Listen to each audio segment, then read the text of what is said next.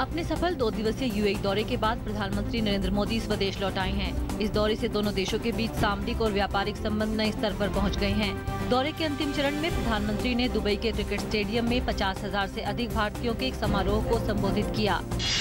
प्रधानमंत्री ने crown Prince द्वारा मंदिर के लिए जमीन दिए जाने का स्वागत किया और उनका शुक्रिया अदा किया। उन्होंने कहा कि आज इस धरती से साफ लफ्जों में आतंकवाद के खिलाफ संदेश दिया गया है। भारत और यूएई के बीच हुई बातचीत और समझौतों के बाद विदेश सचिव एस जयशंकर ने दोनों देशों की ओर से संयुक्त वक्तव्य जारी किया।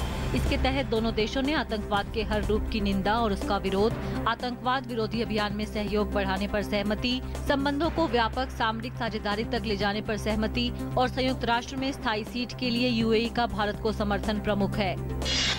प्रधानमंत्री नरेंद्र मोदी आज बिहार के सहरसा जिले में चुनावी जनसभा को संबोधित करेंगे। प्रधानमंत्री विकास से जुड़ी 56,000 करोड़ की परियोजना की घोषणा करेंगे और 11 राष्ट्रीय राजमार्ग परियोजना की आधारशिला रखेंगे। जम्मू कश्मीर के उधमपुर में हुए आतंकी हमले में पकड़े गए पाकिस्तानी आतंकी मोहम्मद नवेद याकूब का नई दिल्ली के फोरेंसिक लैब में आज पॉलीग्राफ टेस्ट होगा। दिल्ली की एक अदालत ने कल राष्ट्रीय जांच एजेंसी को नवेद याकूब के पॉलीग्राफ टेस्ट कराने की इजाजत दे दी थी। अदालत ने आतंकवाद निरोधक एजेंसी को उसके डीएनए और आवाज के नमूने लेने की अनुमति भी दे दी है। नवेद 24 अगस्त तक एनआईए की हिरासत में रहेगा।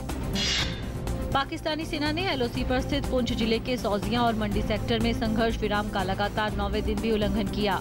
इस दरमियान पाकिस्तान सेना ने बीती रात 120 mm और 82 mm के मोर्टार के साथ साथ भारी मशीन गन का इस्तेमाल करके रिहायशी इलाकों को निशाना बनाया।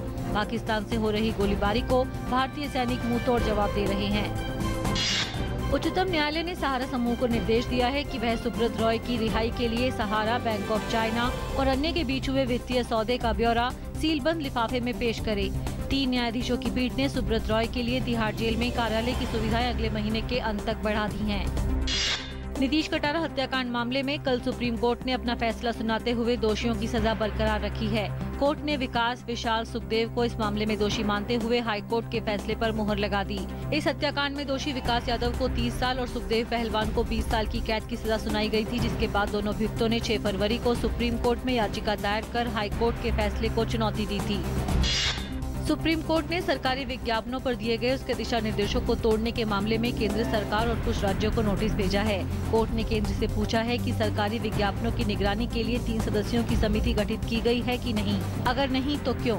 सुप्रीम कोर्ट ने दिल्ली की आप सरकार और AIADMK के नेतृत्व वाली तमिलनाडु सरकार को भी उसके आदेश का पालन न करने पर नोटिस दिया है। भारतीय मौसम विभाग ने बारिश को लेकर चेतावनी जारी की है। मौसम विभाग के मुताबिक अगले 4 दिनों में उत्तर प्रदेश, बिहार, पश्चिम बंगाल और असम में भारी बारिश की संभावना है। बारिश के कारण मौसम विभाग ने बाढ़ की चेतावनी जारी की है। बारिश के कारण कोसी, गंडक, घाघरा, गंगा और ब्रह्मपुत्र की सहायक नदियों में पानी बढ़ने की संभावना है। थाईलैंड की राजधानी बैंकॉक सोमवार की शाम एक शक्तिशाली बम धमाके से थर्रा उठी। धमाका एक मंदिर के पास हुआ। धमाके में 27 लोगों की मौत हो गई, जबकि 111 से ज्यादा लोग घायल हो गए। मरने वालों में कई विदेशी नागरिक भी हैं। जिस इलाके में विस्फोट हुआ वो बैंकॉक का बिजनेस हब कहा जाता है। प्रधानमंत्री नरेंद्र मोदी ने बैंकॉक विस्फोट की कड़ी निंदा की है। प्रधानमंत्री ने कहा कि बैंकॉक में हुए बम विस्फोट की कड़ी निंदा करता हूं। मृतकों के परिजनों के साथ मेरी गहरी संवेदनाएं हैं। मैं घायलों के शीघ्र स्वस्थ होने की कामना करता हूं। पूर्वी यूक्रेन में सेना और रूस समर्थक विद्रोहियों के बीच भारी गोलीबारी हुई है, जिसमें कम से कम 9 लोग मारे गए हैं। मृतकों में 7 नागरिक और 2 सैनिक शामिल हैं। रूस का कहना है कि इस घटनाक्रम से संकेत मिलते हैं कि यूक्रेन ने नए सिरे से लड़ाई के लिए तैयारी की है, लेकिन यूक्रेन ने गोलाबारी के लिए विद्रोहियों को जिम्मेदार बताया है। पाकिस्तान की फौज का कहना है कि अफगानिस्तान की सीमा के नजदीक उत्तरी वजीरिस्तान कबायली इलाके में हवाई हमले में कम से कम 65 चरमपंथी मारे गए हैं। हमले में विद्रोहियों के गोले बारूद को भी निशाना बनाया गया है। पाकिस्तान उत्तरी वजीरिस्तान में बीते साल जून से तालिबान के खिलाफ लगातार कार्रवाई कर रहा है। इस मुहिम में अब तक कम से कम 2800 चरमपंथी मारे गए हैं। भारतीय स्टार गोल्फर अनिर्बान लाहिड़ी ने अमेरिकी PGA गोल्फ चैंपियनशिप में संयुक्त 5वां स्थान हासिल कर नया इतिहास रच दिया है। फिर किसी भी मेजर गोल्फ चैंपियनशिप में 5वें पायदान तक पहुंचने वाले पहले भारतीय गोल्फर बन गए हैं।